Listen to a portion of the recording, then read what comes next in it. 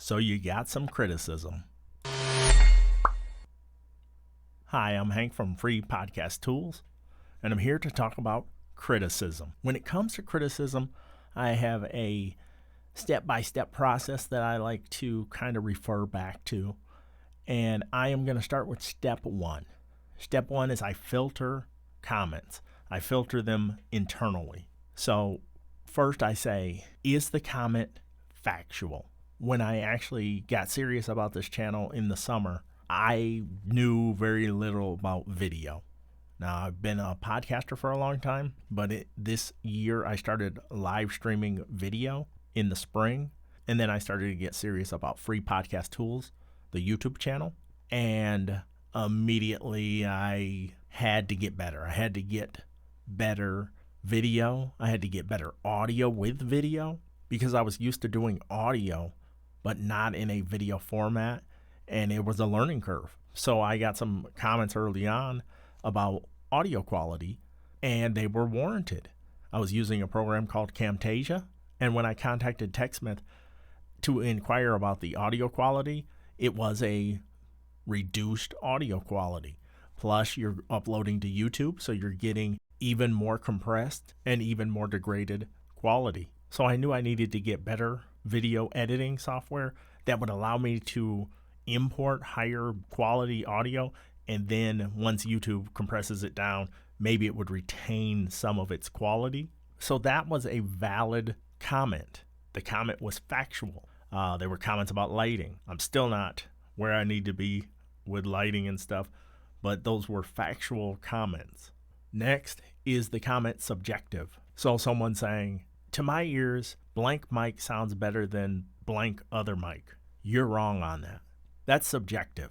Just the other day, an individual commented on my Mixcast 4 versus Rodecaster Pro video, and I could tell the individual did not watch the whole video because he was talking about, I didn't talk about certain software features and stuff. In that video, I specify what I am going over and what I'm not going over. Because to me, noise gates and software-related items are subjective. You may think one thing, I may think another thing. There's no real way to say someone is factually wrong. But if I say the Mixcast 4 has combo jacks and the Rodecaster Pro does not at this time, that can be proven. That is factual. That is not subjective. So comments that are subjective, I kind of just let go in one ear and out the other. Is the person trying to get a rise out of you? So is it a personal attack?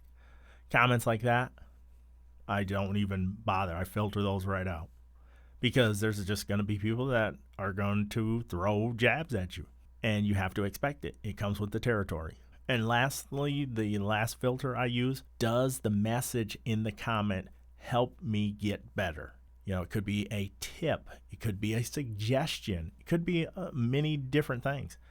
And if it's something that is going to ultimately help you get better, even if it's kind of a painful comment, it can be beneficial. And you have to learn to take those. But definitely filter out anything that is not factual, anything that's subjective, anything that is a personal attack.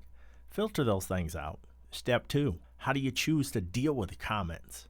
So for me, I listen to the comment and make changes accordingly if it doesn't get filtered, like I said in step one.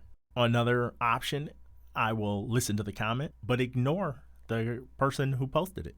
And that's another one if it falls into the filter. And I'm just talking about a personal mental filter. Next, you could ignore the comment and the poster, or you could block the comment and the poster. And those are the last resorts. Since I've been serious with this channel, which would have been July 2021, I believe, I have only had to block 3 people. When it escalates and it starts getting personal, or if it's just ridiculous and I don't want to deal with it, it has to go pretty far for that. So there's been plenty of comments that people thought were pretty bad that I've just left up because that person has no power over me.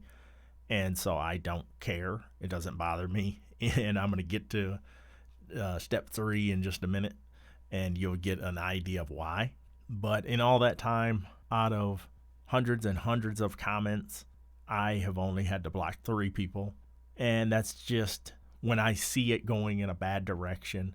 I'm not going to go back and forth with somebody on YouTube arguing over silly stuff that doesn't have any impact on my day. So now I want to get to step 3. And step 3 is you're going to have to develop thick skin. I'm going to give you a quick background on me, and you'll gather why I have thick skin. In the late 70s, early 80s, my family moved us to a community where we were the only black family. And so when I was a little bitty kid going to school, people would lower their windows and they would spit on me. And it was horrific. Called me all kinds of names. I was just a little bitty kid, a little kindergartner, a little first grader, second grader, so on and so forth. And it was traumatizing. Back in those days, there weren't really any, recourse you could take. And my parents just said, you're going to have to develop thick skin. They would not allow me to use any kind of excuses on dealing with stuff like that. And so I had to develop thick skin. And after a while, you become numb to some of those things and such. In the 90s, I was a professional athlete. And as you can imagine, people would say and do and throw all kinds of stuff at me. Some of them bodily fluids, mostly hurling insults. So again, I had to have thick skin. And then later on, becoming a manager and running a podcast network and other things like that, I've been called all sorts of things. I have a terrible voice, all sorts of stuff. And you have to just develop thick skin. One thing you can use as a barometer is if you have anyone subscribe to your YouTube channel or anyone subscribe to your podcast. That makes it null and void that you don't have any talent, because someone out there is seeing the value in what you're doing, even if you had 1 subscriber. Which brings me to the next item. Sometimes people just won't like you. There are tons of podcasters, high-profile podcasters, that cannot stand me, even though I've never talked to them in person, ever. Why that is, I don't know. I've tried to reach out to certain people, communicate with certain people, but they have a preconceived notion about me and who I am and all that stuff, and I cannot let that derail me. So sometimes people are just not going to like you. They're not going to like your voice. They're not going to like your personality. They're not going to like you for whatever reason they've come up with.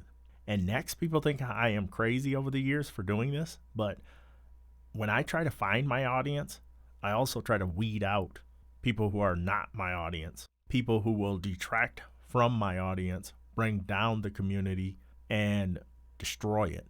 And people think I'm crazy for pushing people away, but I have had people subscribe to my podcast in the past where I have told them that it's best for them to find another podcast, and I'll even give them some podcasts to check out, and I get the high eyebrow and things like that, but I can spot when someone's not a fit for the community I'm trying to build, and when that happens, I don't want them there. It sounds harsh, but in the long run, you can do yourself a really big disservice by catering to someone that is going to tear apart your community. I tend to gravitate towards people who are positive, funny, and I like to surround myself with people who are upbeat and things like that. So those are the people I'm looking for. And when I find them, I try to hang on to them, pull them in. And when I find bad seeds, I try to weed them out. Now to step 4, which is taking the high road. Sometimes it's better to thank the person for their comment and then move on. And I've done that quite a few times. So I'll just say thank you for your comment and let them know that their comment was heard and that I appreciate them taking the time out to do it. And then I just move on. Sometimes you have to do that. And sometimes that'll diffuse a situation that could otherwise get negative or heated. And I think sometimes people think this is a competition and this is a zero-sum game. Whereas if you go watch a review from so-and-so, then you're not going to watch my review. Oftentimes people are looking for multiple reviews from different reviewers. And there are tons of different reviewers I check out from time to time, like Curtis Judd, Booth Junkie, individuals like that. And they all have different styles. They're all unique. And there's plenty of room for everyone. And so this weird, since you're doing something, it's detracting from me. That weird behavior I've never understood and I never will understand. And I reject it and I just move forward and just be myself. I don't care if so-and-so has 100,000 subscribers. That is irrelevant to me. It doesn't stop what my mission is and what my goals are. So I look past that and I don't worry about it. Because when I started this channel, I started at 0. And who knows where this channel will go? Who knows how far it can go? Who knows how many subscribers I'll end up with? If you create value and you step up day after day, week after week, month after month, year after year, and you're good enough long enough, you never know how far you can get. So I just put in the work, and I encourage you to do the same thing. Just put in the work, do your best, try to get better and better and better, and all the other stuff will take care of itself. And when it comes to criticism, step 5, other options, the first thing I like to do is see if you can talk to the person in private. I found that sometimes I can just message the individual, see if they'll jump on the phone, jump on Skype. Usually I like to do it on something where I can see them and they can see me, and see if you can resolve the issue. Sometimes they're unwilling to do that, and sometimes they'll appreciate that you attempted to do that, and it can diffuse a situation that might otherwise get a little sticky or dicey. But talking it out can sometimes work. And oftentimes you find out you have way more in common than you thought. And lastly, like when it's another podcaster or another content creator that is stirring up something, sometimes just letting them know that you know is enough. Because sometimes you're going to get comments from people who also do exactly what you do, whether it's podcasts on a specific show or in a specific category, or your YouTube channels are in the same category, what have you. And sometimes just letting them know that you're noticing them and what they're saying and such, sometimes that's enough to detour them from going that extra mile with the negative criticism that is unwarranted. But how do you deal with criticism? I would love to hear your thoughts down in the comments down below. Is there anything special you do that I didn't mention here? I would greatly appreciate it if you put it down in the comments down below. Please like this video and subscribe to the channel if you feel like you're getting value. And as always, thank you for your time.